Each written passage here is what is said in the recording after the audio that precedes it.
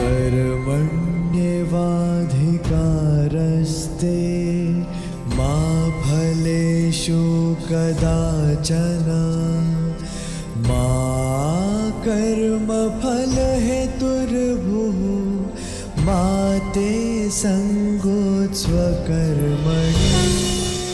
Hare Krishna,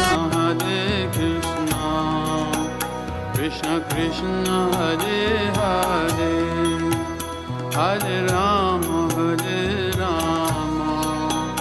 Rama Rama, Hare Hare. Hare Krishna, Krishna Krishna, Hare Hare, Hare Rama, Rama Rama, Hare Hare. Hare Krishna, Krishna Krishna, Hare Hare, Hare Rama, Rama Rama, Hare Hare. Hare Krishna, Krishna Krishna, Hare Hare.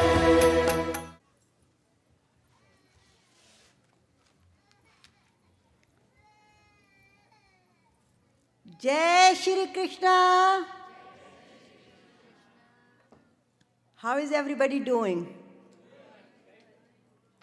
And thank you very much for reciting the beautiful verses. And now we'll proceed for the further program, which will be led by Bhagawati ji, meditation and her talk. But before I give a mic to her, I don't think she needs any more introduction anymore. Everybody knows her by now. This morning you might be wondering, but now whatever I told you this morning, I think you got a lot more than that. But I still will summarize it. As I said in the morning, which you have seen it throughout the day, Sadhvi, Bhagawati, Saraswatiji. You have seen her sadhgi whole day. You have seen her goddessness her all day. And also the wisdom, as I said this morning, she is the one who creates the true union between Eastern and Western. With her simplicity, how she explains it, and she understands the culture of Silicon Valley. She has been raised, not only raised, she is from Hollywood. She has the PhD degree from Stanford in human psychology. She has been living in Rishikesh for now, I think almost more than 20 years now. And we have known her for all those years. So she's a very dear friend, but she's also as a guru, as a teacher, and as you have seen, how beautifully she answers the question, and that's what she does. In Rishikesh, if you go, or many different places, in the conferences, she does this question and answer so well. She truly comes in the form of Gita, Lord Krishna, answering all of your questions. And now I will present to you Bhagawati ji, so you can hear her the true message what she delivers, because she gives a lot of workshops and seminars and talks, and it's not only that she's doing it here, from the Parliament of UK to Modi ji's Prime Minister's home, to you name it. There is no such places left where she has not been there. So we are so proud to have her, and not only that, we are so thankful that she has led this whole day so beautifully, and we feel like the day should not be finished. So we would like her to give us her wisdom more and take us to that field. And thank you very much, Bhagawati ji.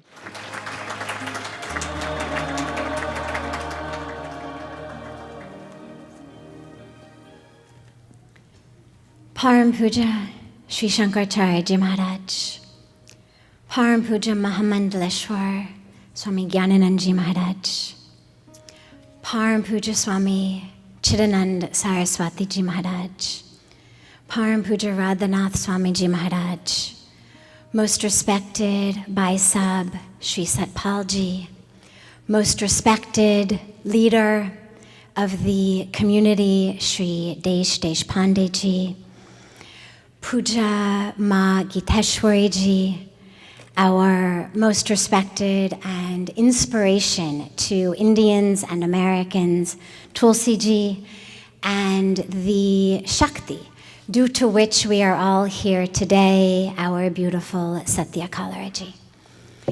It's a wonderful, wonderful honor and joy and blessing to be here at the very first International Bhagavad Gita Conference. The Bhagavad Gita has been praised by great leaders of every country, every culture, every creed, and every color. In 700 verses, Bhagwan Sri Krishna has given us the answers, the solutions to all of the challenges, all of the obstacles, all of the questions that face us within ourselves, as well as in our lives in the world, in our relationships, in our families, in the workplace. The Bhagavad Gita is Brahma Vidya Yoga Shastra, the scripture of the sacred science of yoga. But not yoga, of course, in the way that we think of yoga today. Yoga in the truest meaning of the word, which means union. But it's not a union as we tend to think of just our heads to our knees or our fingers to our toes or our head to the ground. It's a union of the self, this lowercase s, temporary, fallible, individual self to the ultimate, supreme, eternal, unchanging self. And that union is the answer to everything that afflicts us in every aspect of our lives. I want to share with you my favorite story. It's sort of half a joke, half a story, and it's of a man who goes to the doctor, and he says to the doctor, "Doctor, there is something very wrong with me. Whatever I touch, it hurts. When I touch my head, it hurts. I touch my back, it hurts. I touch my knees, they hurt." And the doctor is very surprised because usually people go in with one complaint. Ya sir mein dard ho raha hai, ya pet mein dard ho raha hai, ya peet mein dard ho raha hai. Lekin aise nahi ki sab kuch mein dard ho raha hai. So the doctor runs every test and every scan, and at the end, he calls the man back in and he says, "I have some good news and I have some bad news. The good news is there's nothing wrong with your head, your back, your knees, your stomach. The bad news is your finger's broken. And because your finger's broken, whatever you touch, it hurts. But it doesn't hurt because the problem is outside. The problem is the broken connection. और ठीक इसी तरह से हमारे जीवन में our lives hurt, but we blame that hurt on the things around us. Interest rates, mortgage rates, our employers, our employees, our families. And really the problem is that broken connection. So the Bhagavad Gita puts us back together. It reconnects us. As Satyaji has shared, the theme of this conference is how to utilize the Gita in daily life. The Gita is a manual. It's a toolkit. It's not presenting some new type of philosophy. Rather, what it does is it's taken the richness, the essence of the Vedas, and it has distilled them, crystallized them into a way that is understandable, implementable, and applicable for people of every walk of life, from every corner of the earth. There's a beautiful metaphor that says the Upanishads are the cow, and Sri Krishna is the milker of the cow. And that which comes out, that milk, is the nectar for our lives. But Sri Krishna doesn't only milk the cows. He's not only the milker, he's also the mother who takes us in his arms and actually feeds us this nectar. The toolkit, the guide of the Bhagavad Gita is very unique because it's full not of commandments, but rather of choices. Bhagavan Sri Krishna is giving Arjuna choices of how to live his life. And through those choices, he's giving us choices. And ultimately, Arjuna's final choice is whether to allow himself to be steeped in Sri Krishna's words, to allow himself to be touched and illumined and awakened and transformed by Sri Krishna's words and presence, or whether to stay caught in the net of Maya. And that's the choice each of us is being given. And Sri Krishna gives the choice with great compassion. There's no hellfire in which Arjuna is going to burn, or we are going to burn, if we don't make the right choice. The only hell and the only heaven are right here, right now, in our lives. Lastly, Bhagavan Sri Krishna reminds us to offer everything, whatever we do, to him. So as we are gathered here today at this beautiful conference, let us offer every minute and every moment of this conference and the fruits that will come from it, those juicy fruits that will nourish and nurture our lives and the lives of those around us. Let us offer those fruits at his holy feet. It's an honor to serve as your MC during the day, and we'd like to begin with the chanting of Bhakti Yoga, the yoga of devotion, the path of ras, that essence, that juice that actually brings us alive, that brings life, that brings nectar into every moment and every minute of our lives. So we'll have everyone join us in the chanting of the Bhakti Yoga.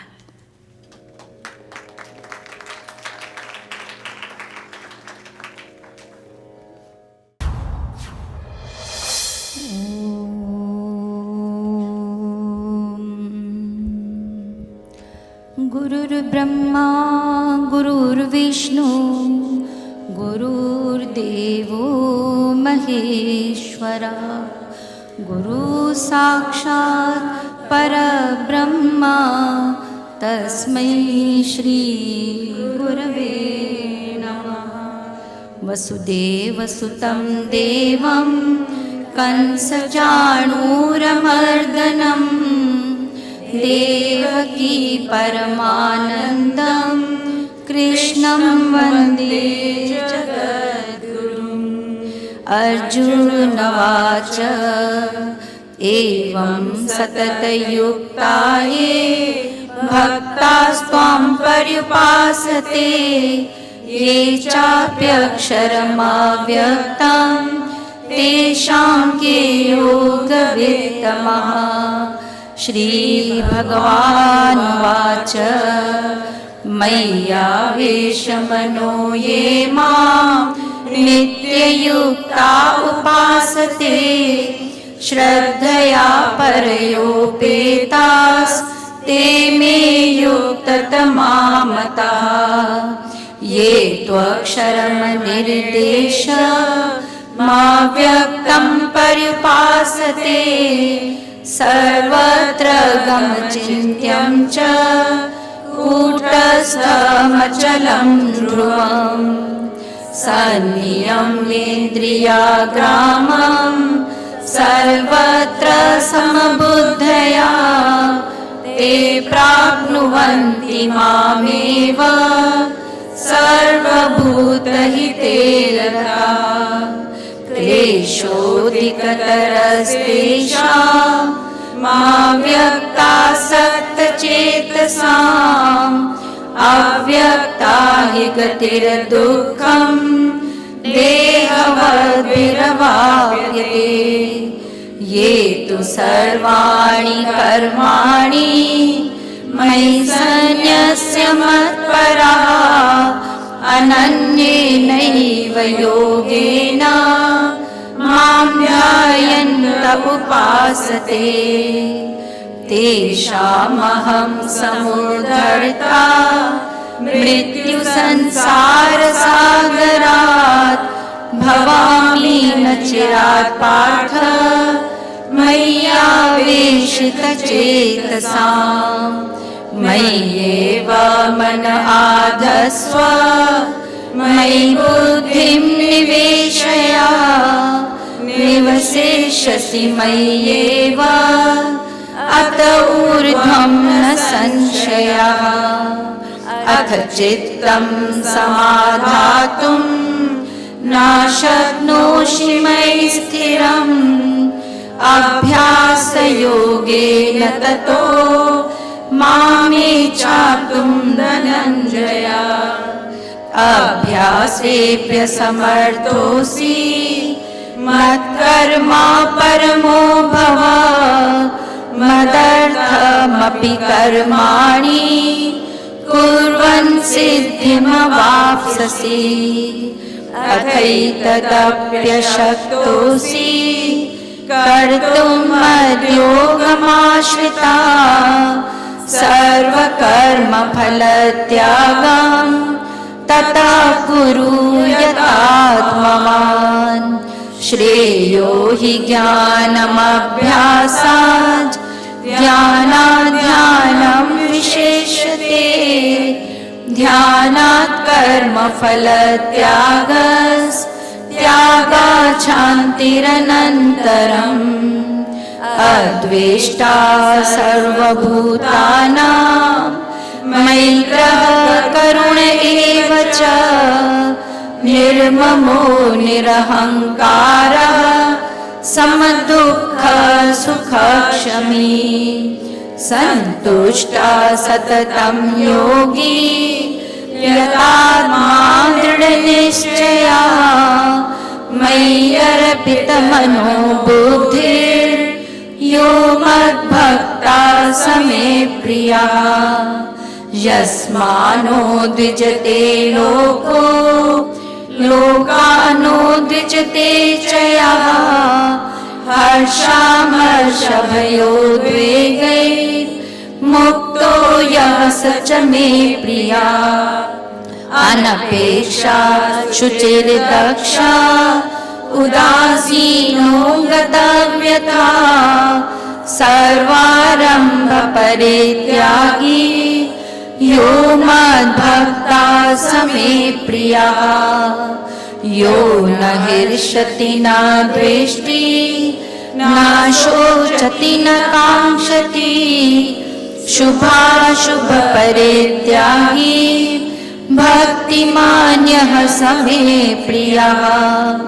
समः शत्रौ च मित्रे च तथा मानापमानयो शीतोष्णसुखदुःखेषु समः सङ्गविवर्जितः तुल्यनिन्दास्तुतिर्मौनी सन्तुष्टो येन केनचित् अनिकेतः स्थिरमतिर्भक्तिमान् मे प्रियो नरः ये तु धर्म्यामृतमिदं यथोक्तं पर्युपासते श्रद्धाना मत्परमा भक्तास्तेतीव मे प्रियः ॐ तत्सदिति श्रीमद्भगवद्गीतासु उपनिषत्सु ब्रह्मविद्यायां योगशास्त्रे श्रीकृष्णार्जुनसंवादे भक्तियोगो नाम 12ोऽध्यायः हरि ओं तत्सत् हरि ओं तत्सत् हरि ओं तत्सत् श्रीकृष्णार्पणमस्तु शुभं भूयात् वसुदेवसुतं देवं कंसचाणूरमर्दनं देवकी परमानन्दं कृष्णं वन्दे जगद्गुरुं। बोल श्री कृष्ण चंद्र भगवान की जय। परम पूज्य सद्गुरुदेव भगवान की जय। गीता माता की जय। गीता धाम की जय। गीता आश्रम की जय। सब संतों की जय।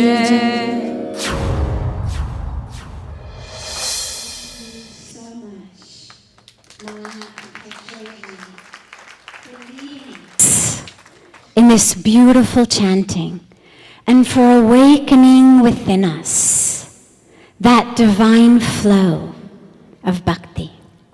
So many people ask, how do I become detached from the things of the world? How do I attain this ideal of vairagya?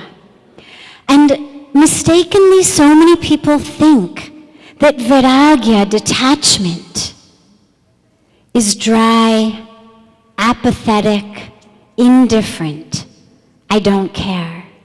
And yet, the answer to the real vairagya is bhakti. As we learn in the scriptures, bhakti gives birth to vairagya. So, ras-filled, juice-filled devotion, bhakti, gives us vairagya. How? As we become attached, reattached to the divine in every breath and every cell of our being through bhakti, automatically it gives birth in our lives to vairagya, because automatically we become detached from the things of the world. Their glow, their chamatkar dissipates with that attachment to the divine through bhakti. So for those looking for vairagya, looking to be less attached, rather than trying to cultivate apathy or indifference, let us cultivate bhakti and allow it to give birth to vairagya. The faith that you have is so beautiful. And yet, we have to take that line and that truth with the capital T truth that we were speaking about earlier, of the truth of the nature of who we are and the truth of our dharma. So for example, if I decide that what I want is to be a center on the LA Lakers, and I do my best, and I go for dribbling lessons, and I get a great basketball coach, it doesn't matter. I could put in all the effort, all the time, all the sincerity. And at 44 years old and 5'3", there's no chance that the LA Lakers are going to choose me to be a center and play for them. But it doesn't mean that Krishna's not there. It doesn't mean that the teachings of the Gita aren't true.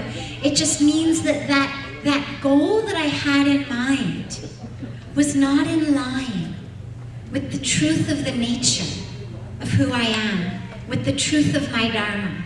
So I share this because as you go through life, there will be times where you do your best, but you don't necessarily get that A.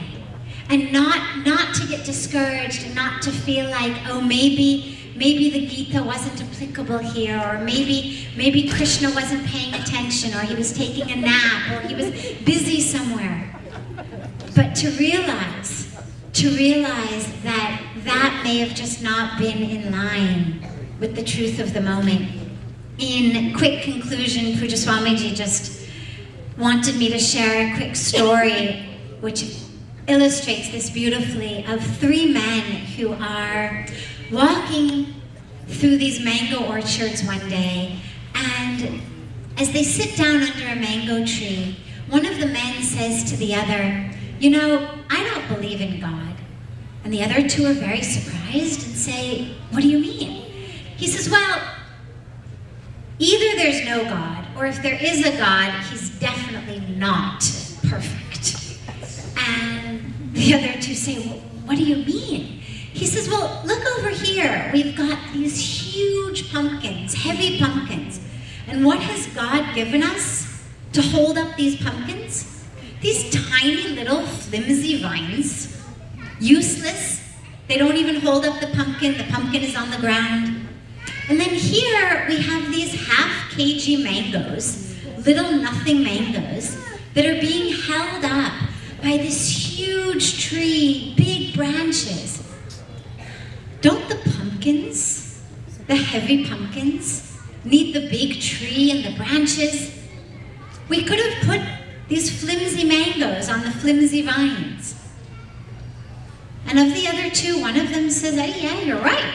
That actually, I never thought of it, but that makes some sense. So the 3rd one says, no, I know what you've said makes sense. Nonetheless, I still believe in the perfection of God. The 3 of them lie down to take a nap, and as they're napping, a storm comes in.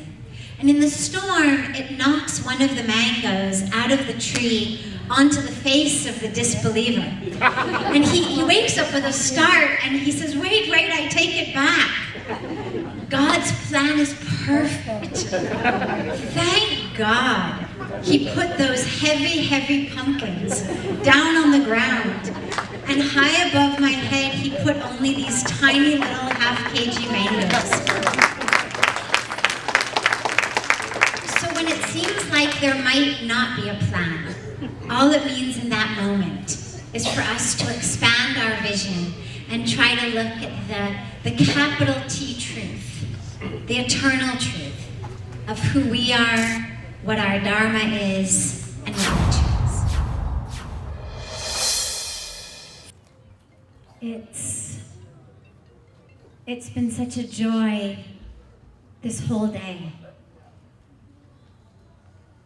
One of the topics that has come up again and again and again in all of the talks and all of the lectures and in the questions as we sit in the room outside. And of course, it's a topic that comes up in every day of our lives.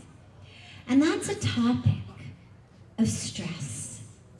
And I bring this up because this morning our Ma Giteshwariji spoke about Ma Shucha. Don't worry.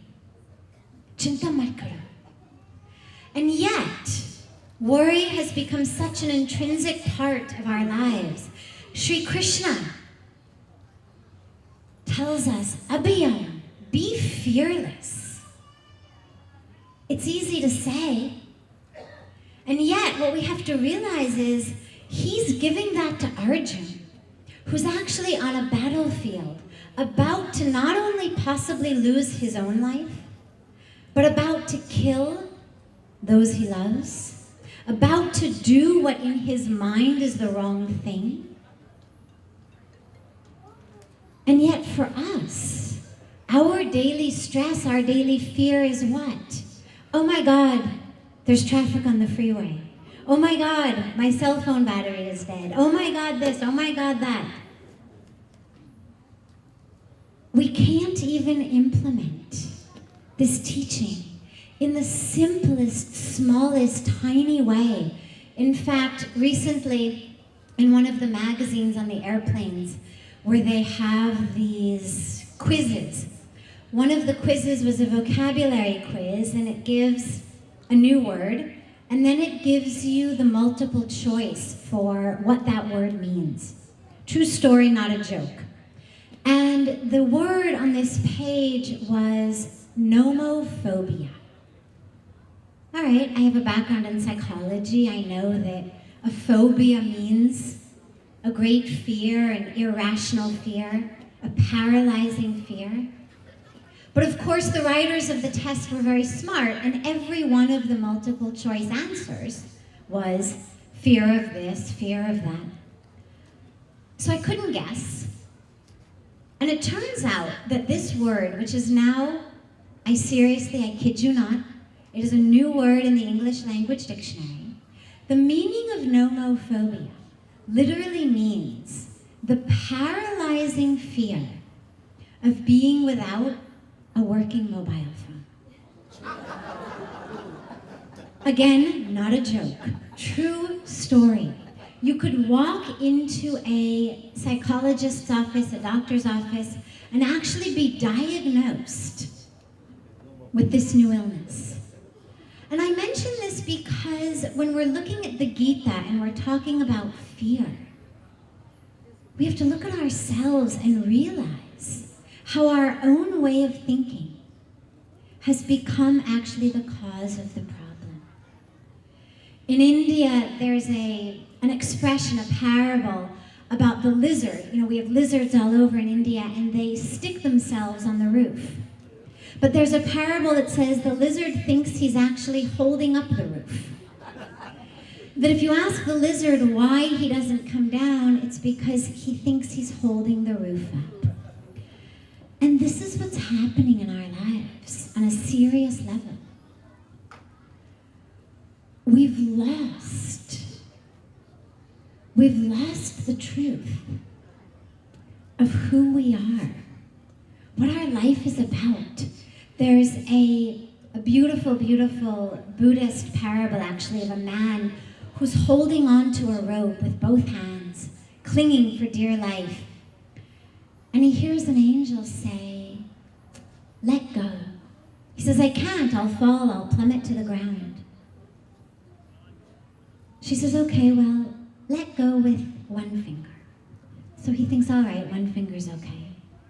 And this goes finger by finger, with the angel's soothing voice coaxing him to let go of one finger after the next. And finally, he's holding on to this rope with only one finger. And she says, "Let go." "I can't," he says. "This one finger is holding me up. I'll plummet to my death." But in her sweet, angelic voice, she convinces him to let go. And miraculously, he doesn't fall. And he looks down and realizes he's been standing on solid ground the whole time. And this is what's happening in our lives. And so the Gita, one could say, is actually a stress management manual. It teaches us how to really live, not just fearlessly on the battleground, but fearlessly in our lives. And so then we look at, well, what's the cause of that fear?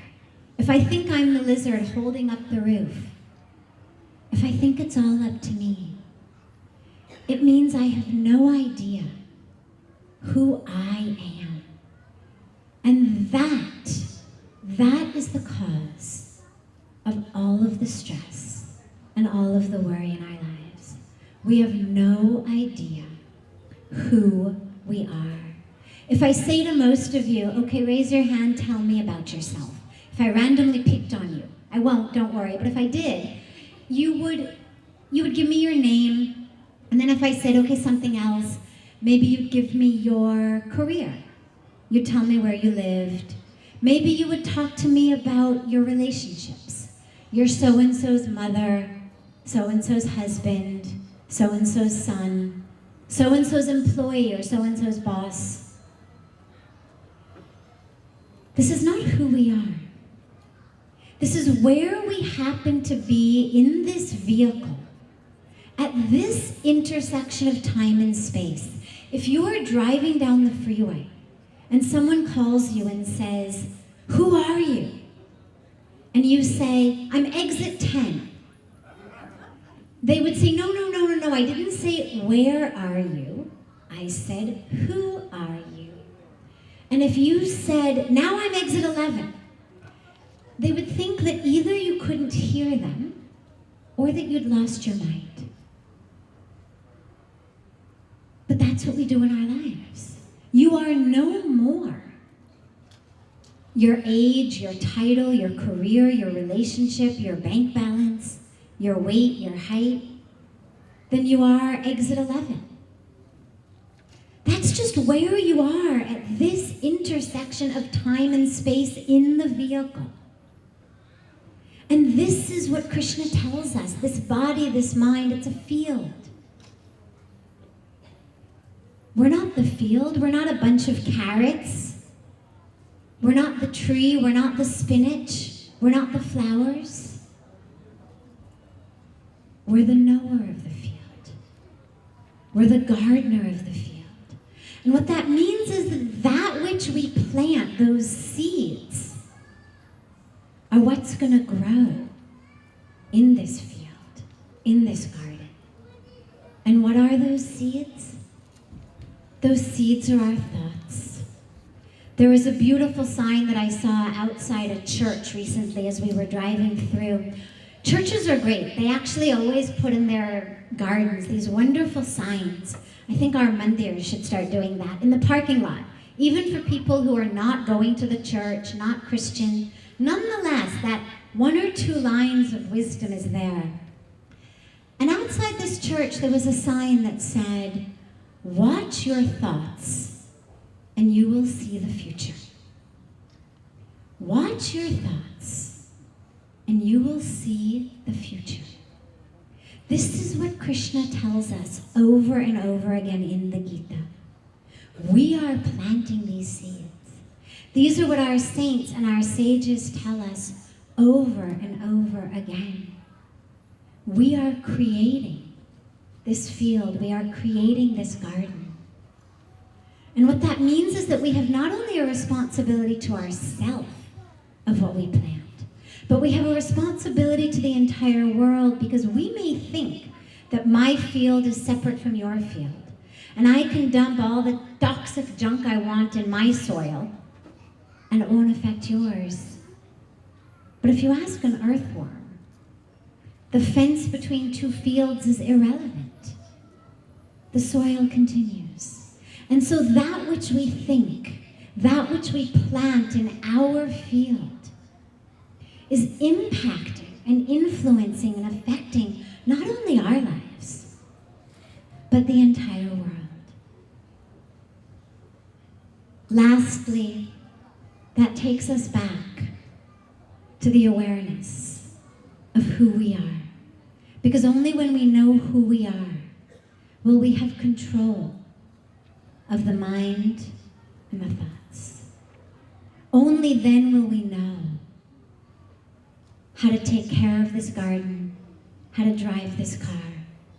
Our Upanishads tell us so beautifully, Purnamada, Purnamidam, Purnat, Purnamudachyate, Purnasya, Purnamadaya, Purnameva Vishishyate.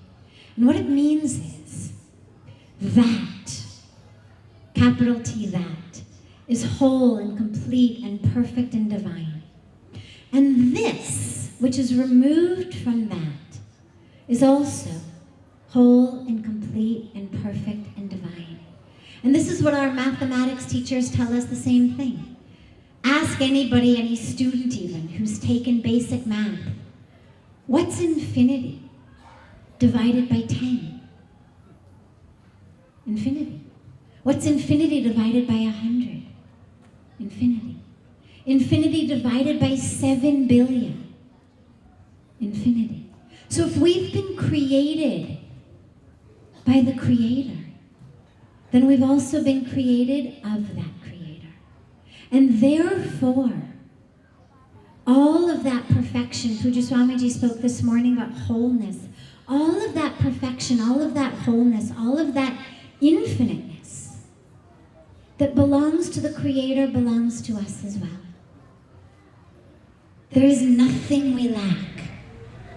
There are no holes. Who we are right now, right here, in this moment, is whole and perfect and complete and divine. And it is that because whether we say Bhagawan Shri Krishna, whether we call God by a different name, whether we envision God with no name, that divine is who we are and is within us. And when we have that awareness, then the stress of life doesn't impact us. Then, as Pujya Swamiji says, things will go up and down, but we don't go up and down. And that's that capital T truth that Sri Krishna offers us. We are not only Arjuna, not only the questioner, but as Krishna tells us, we are also him. And if we can walk away from here with that, then the darkness that shrouded our lives, the fear, the stress, that will dissipate. And we'll be able to carry this message, not just for us, but for all of those with whom we interact. Before we shift to the final tips on taking home the Gita, I just wanted, as Satyaji was speaking about questions, I just wanted to see whether there was anyone who had any question as we're nearing the end of the day that you don't want to go home with. A question that feels important to you to be able to have answered here before you leave. If there is one, we can take it before we move on. Otherwise, we will just move on to the next part of our program. Yes?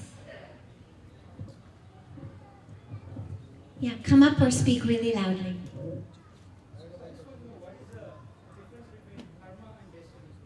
Okay. What is the difference between karma and destiny?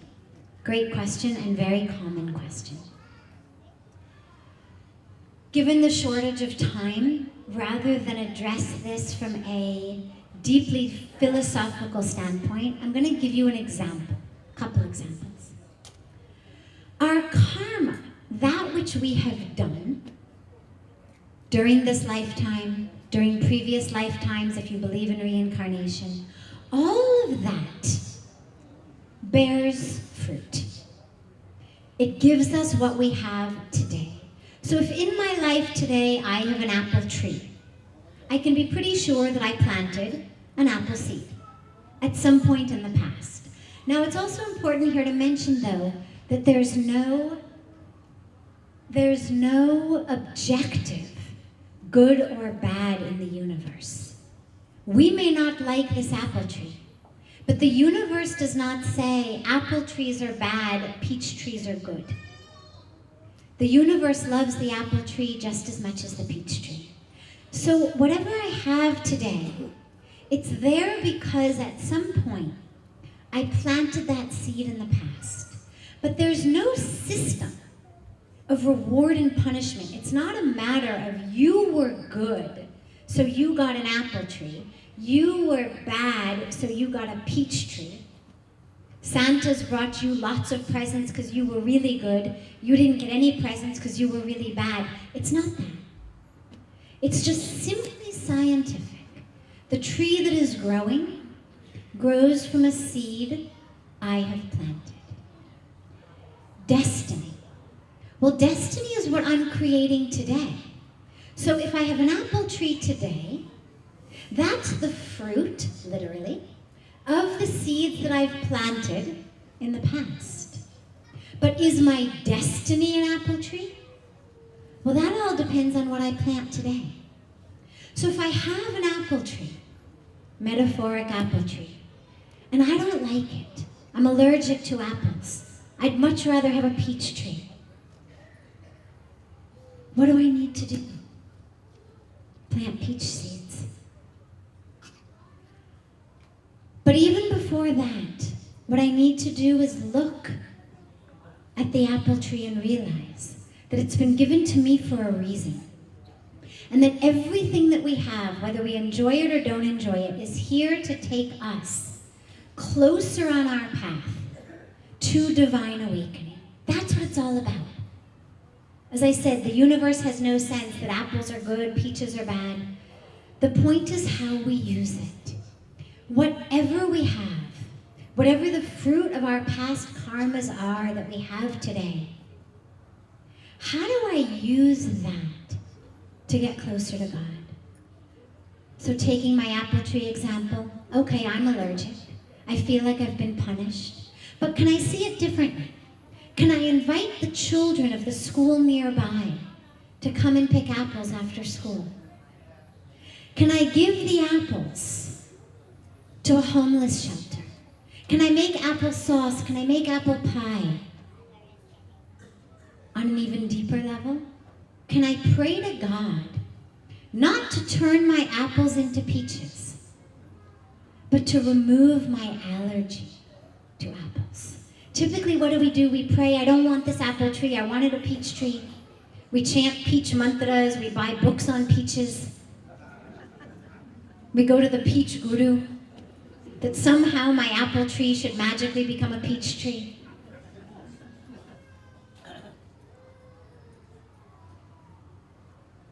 It's not about that. It's not about rich or poor, or apples or peaches, or beautiful or ugly, or successful or not successful. It's about our path to God.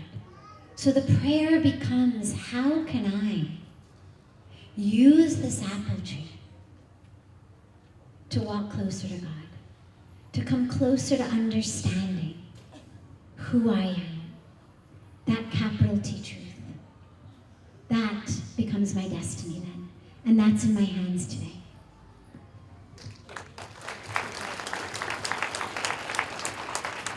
Yes, last. I'm sorry? How do we do meditation? Okay, we'll take just 2-3 minutes. First, let me share a quick story with you about meditation, because there's a lot of misconceptions, as though it's somehow this very, very complex thing and you've got to get it right. And if you don't get it right, it's useless. So the story is that there are these 3 men, and they're stranded on an island, praying that somehow they should be saved. And one morning they wake up, and there's a canoe on the beach, and they're ecstatic. They row the canoe back to the mainland. They've been saved, they've been saved. And a couple of weeks later, someone sees them walking through the village, carrying the canoe on their head. The person says, well, why are you carrying this canoe on your head? And they say, oh, this canoe, it saved our life. It's so great. We were stranded and it saved us. And the person says, well, that's really nice, but why are you carrying the canoe on your head? And they say, oh, because this canoe, we love it. It saved our life. It brought us across the ocean. We do the same thing with our meditation techniques. The point is not the canoe. The point was to get across the water. It didn't have to be a canoe. Could have been a raft, could have been a yacht, could have been a pair of jet skis. Didn't matter. All that mattered was they needed a vehicle to get across. By clutching this canoe, after they've gotten across, they've actually rendered themselves handicapped. Even though they've reached, now you can't achieve much if you've got a canoe on your head. And we do the same thing with our techniques. This is the right technique. That's the right technique. It's got to be this way. It's got to be that way. The point of all of these techniques is to take us across that ocean of ignorance. Doesn't matter what gets us there. Whatever works for you and whatever's available for you. That being said, let us take just 2 minutes, close our eyes. We've been given so much today, nourished and nurtured so deeply. Let us just turn inward for a moment. Allow all of the senses to shift from the outer world to the inner world.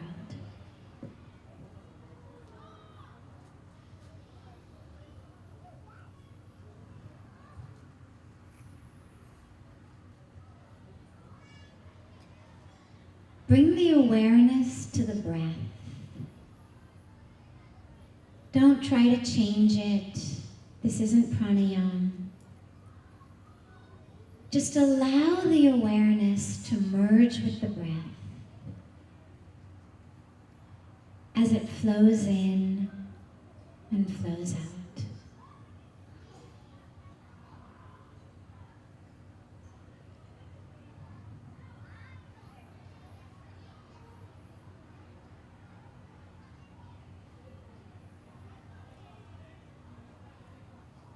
Sounds will come, thoughts will come. Don't worry about them. Just allow them to blow across your consciousness, like clouds across a blue sky on a windy day. Keep the awareness on the breath.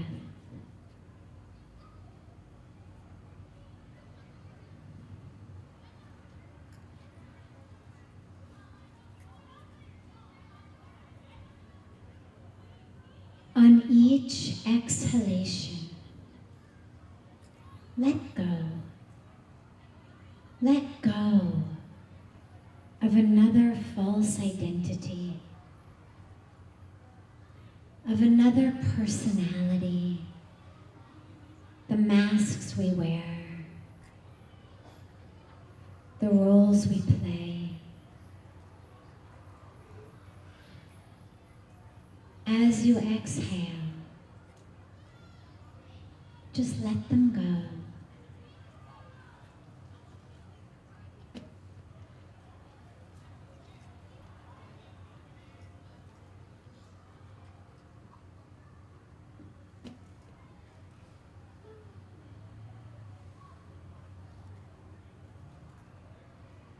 Allow yourself to sink deeper and deeper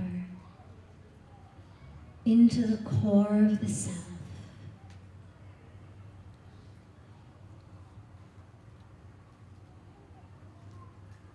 The source.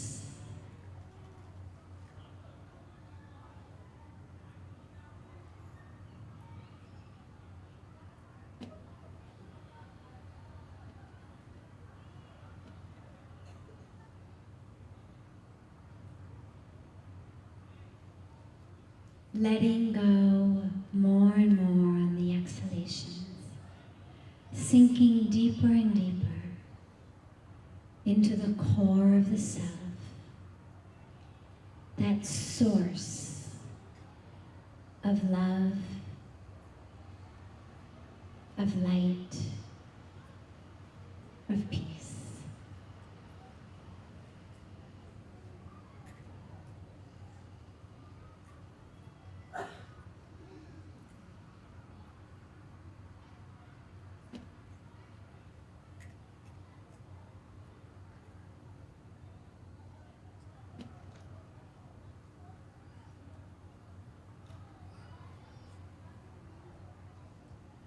Staying deeply rooted in that center. Ever so gently, open your eyes.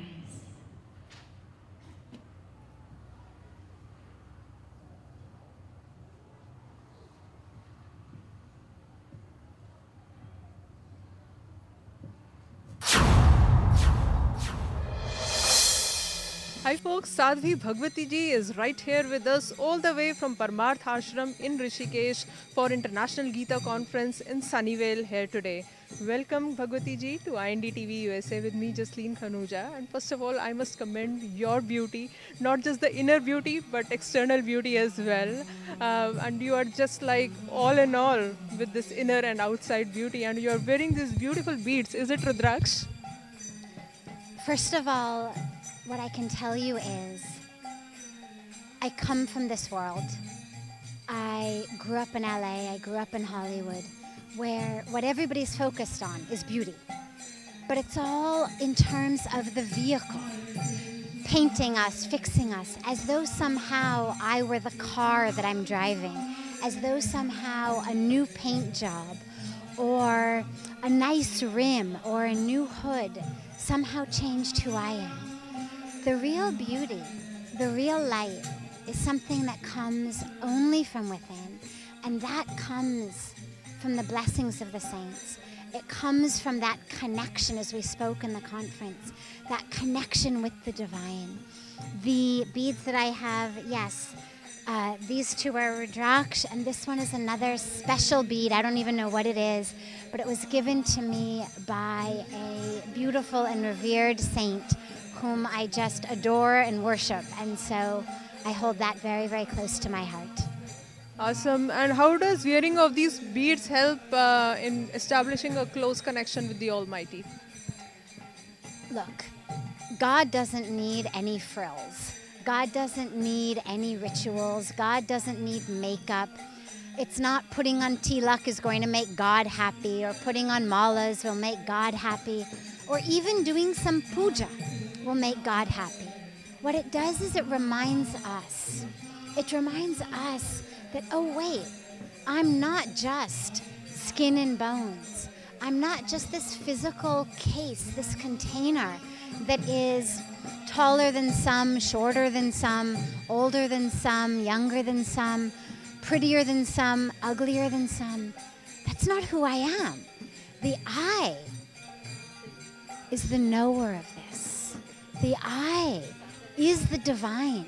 We've been created not just by the Creator, but of the Creator. So all of these things are just ways for us to remember and to wake up. God doesn't need any of that. God is there. God is in us. We are God. But we've started identifying with this body, what it looks like, how much money it earns, what it does, what its relationships are. And in order to help us remember who we really are, we do all of these things. We put on tilak, we do our puja, we wear the Rudraksh. Then every time I feel it, I remember, oh yeah, I'm divine. I'm connected with God. I'm not just this physical body. So it's just a reminder for us. So how do you think living in the present moment and being aware is very intrinsic for a cosmic connection? You know, people try to recall incidents from the past. I mean, they can be good or bad. They can have emotional connections with them. And it's very hard to forget certain kind of incidents in life that have gone by, you know. So how does being focused on living in present actually help? Look, you cannot be happy yesterday. You cannot be happy tomorrow. Your only possibility of real joy in life, real peace in life, is right here. You cannot experience bliss tomorrow or yesterday. Your only chance is right here. So the present moment is the only moment in which our life can actually happen, in which that connection can actually be felt. There is nothing about the past that can bring us something deep in the present. It doesn't mean forget it. We're not saying obliterate your memory. But don't live there. Don't ruminate on it. Don't keep playing a tape over and over and over again. Otherwise, you're missing the moment. Then your whole life becomes nothing but past and future. And you're not able to actually ever experience real joy or real peace. The present is a gift. And the easiest way I have found to connect with it is actually just with the breath. Every time we breathe, we remember, oh yeah, that breath, that pran, that life force that comes within me is connecting me to the world. You and I are not breathing separate breaths. That which you're taking in is the same as what I'm taking in. The trees are then absorbing what we've exhaled, giving us again oxygen. It reconnects us and reminds us of who we are, that we're spirit, we're divinity. We're not the vessels or the vehicles. Awesome. So tell us a little about how you got associated with Swami Chidanandji, and as he mentioned, you are the editor for the encyclopedia about Hinduism that has been penned down by him. So give us some insight about all these projects, and I believe you're also associated with Project Wash and Project Hope. So how you have been contributing for the environment and for the Ganga Bachao Andolan?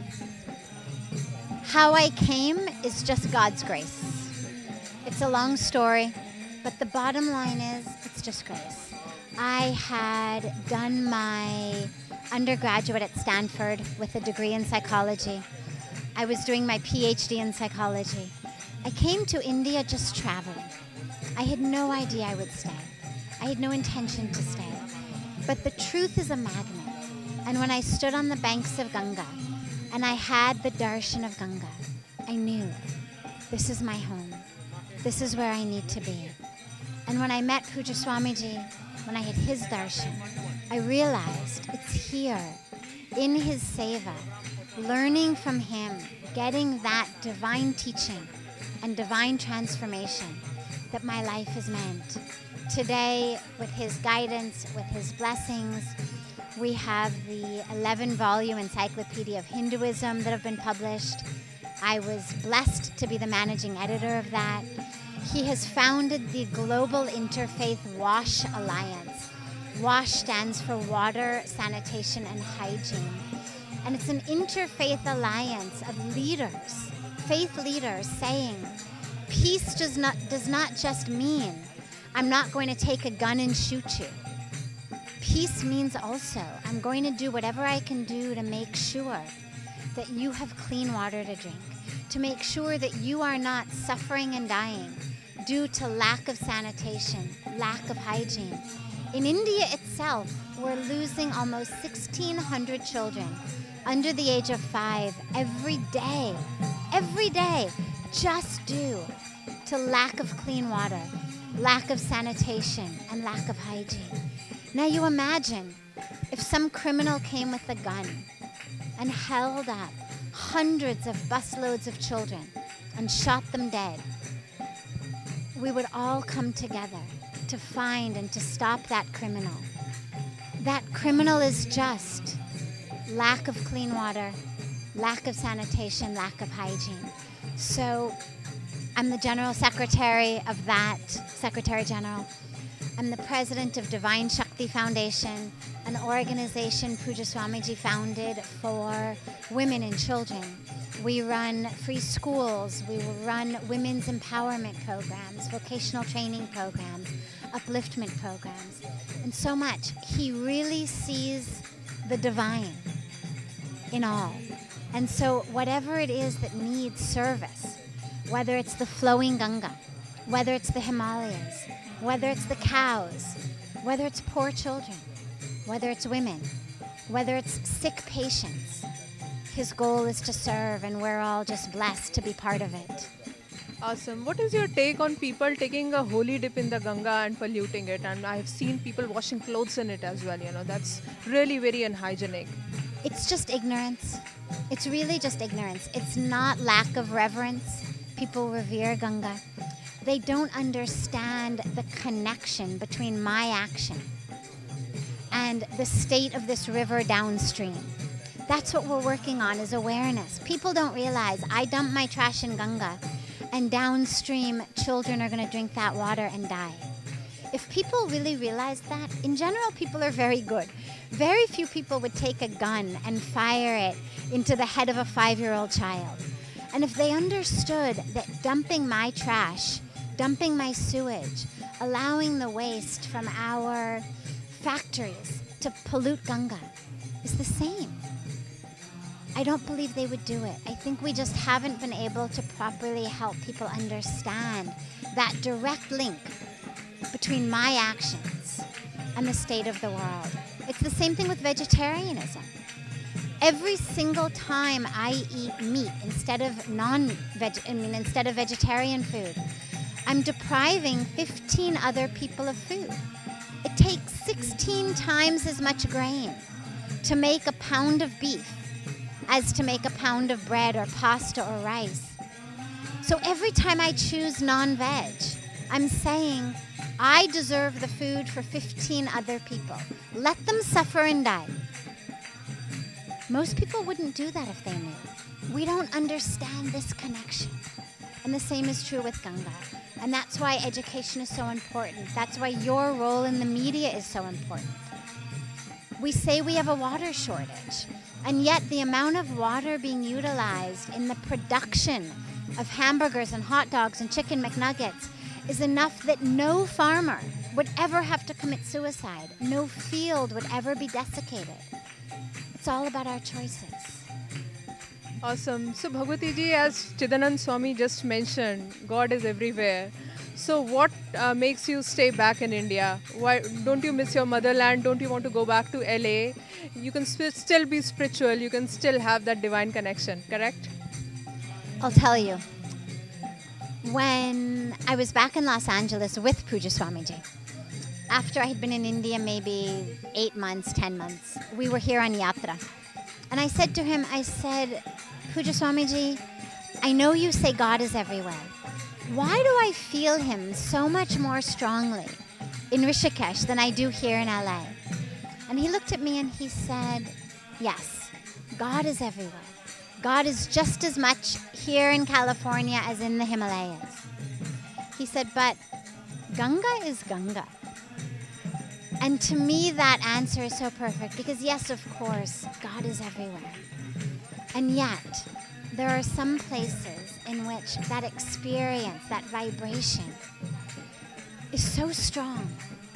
In the rest of the world, you have to sit down and do meditation.